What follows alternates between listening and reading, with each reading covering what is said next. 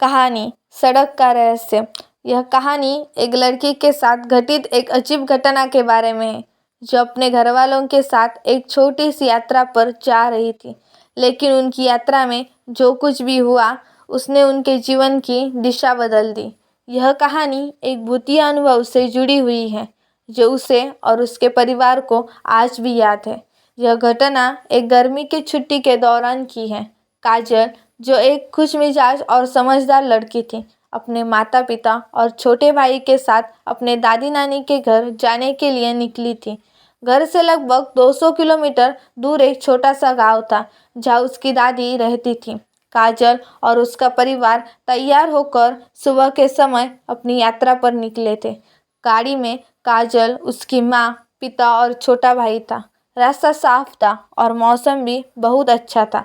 सब खुश थे, क्योंकि यह यात्रा उनका मनपसंद था। काजल हमेशा अपनी दादी के घर जाने का इंतजार करती थी। गांव का वातावरण शांत था और वह अपनी नानी के साथ कुछ समय बिताने का सोचकर खुश थी। लेकिन तभी कुछ अजीब हुआ। रास्ते में चलते चलते गाड़ी अचानक से रुक गई। काजल के पिता ने गाड़ी को दोबारा स्टार्ट करने की कोशिश की, लेकिन गाड़ी का इंजन चालू नहीं हुआ। क्या हो गया? काजल की मां ने घबराते हुए पूछा। पता नहीं, काजल के पिता ने थोड़ी चिंता के साथ कहा। इंजन बिल्कुल बंद हो गया है, शायद कुछ खराबी है। सब लोग गाड़ी से बाहर निकले और गाड़ी की छत पर बैठकर चारों ओर देखा। रास्ता सुनसान था और दूर दूर तक कोई भी दिखाई नहीं दे रहा था। गाड़ी का इंजन तो खराब था ही, ऊपर से मोबाइल नेटवर्क भी नहीं मिल रहा था। मुझे नहीं लगता कि हम यहाँ से जल्दी बाहर निकल सकेंगे, काजल के पिता ने कहा। उन्होंने गाड़ी के बोनेट को खोलकर इंजन को चेक करना शुरू किया, लेकिन समस्या का कोई हल नहीं मिला। अचानक काजल ने एक अजीब सी आवाज़ सुनी, जैसे कोई धीमी सी दहाका मार रहा हो। वह डर के मारे कांपने लगी, लेकिन उसने कुछ नहीं कहा। उसकी माँ ने कहा, शायद किसी ने कुछ कहा हो। यह आवाज़ हवा से आ रही होगी। लेकिन काजल के दिल में एक अजीब सा डर बैठ चुका था। उसे महसूस हो रहा था कि कुछ ठीक नहीं है। काफ़ी समय तक कोशिश करने के बाद भी जब गाड़ी नहीं चली, तो काजल के पिता ने फैसला किया कि वे रात यही बिताएंगे और सुबह किसी अन्य वाहन की मदद से शहर तक पहुंचेंगे। सब लोग गाड़ी के अंदर बैठकर रात का इंतज़ार करने लगे। आसपास का माहौल काफ़ी अजीब था। जैसे जैसे रात घनी होती गई, काजल को ऐसा महसूस हुआ कि कोई उनकी ओर देख रहा है। यह डर उससे बर्दाश्त नहीं हो रहा था। उसने अपनी माँ से कहा, माँ, मुझे डर लग रहा है।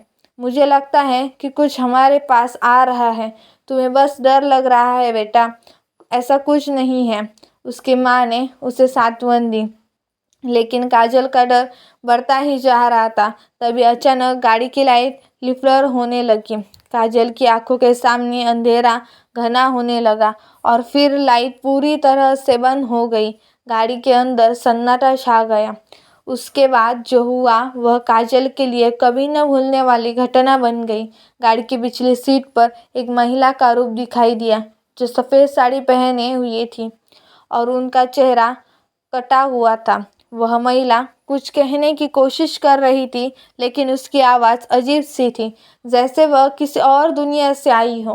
क्या देख रही हो? काजल के छोटे भाई ने घबरा कर पूछा। वो देखो। काजल ने अपनी उंगली से उस महिला की ओर इशारा किया, लेकिन जब उस सब ने उसकी ओर देखा तो वहाँ कोई नहीं था। गाड़ी की पिछली सीट पूरी तरह से खाली थी। काजल की धड़कन तेज हो गई थी। वह अब तक डर से कांप रही थी। उस रात गाड़ी में कोई नहीं पाया। सब जागते रहे और रात के काले साए से बचने की कोशिश करते रहे। अगले दिन सुबह जैसे ही सूरज उगा, काजल के पिता ने एक ट्रक वाले से मदद ली और गाड़ी को किसी मैकेनिक के पास ले गए। गाड़ी के इंजन की समस्या को ठीक करने के बाद जब काजल के पिता ने ट्रक वाले से पूछा कि क्या इस रास्ते पर कुछ अजीब घटनाएं घटी हैं, तो वह आदमी बोला, यह रास्ता काफ़ी पुराना है। कहते हैं कि यहाँ एक महिला की आत्मा बसी हुई है। कई लोग कहते हैं कि उन्होंने रात के वक्त सफ़ेद कपड़े पहनी हुई महिला को देखा है। वह किसी हादसे में मरी थी और अब उसकी आत्मा यहाँ भटकती है।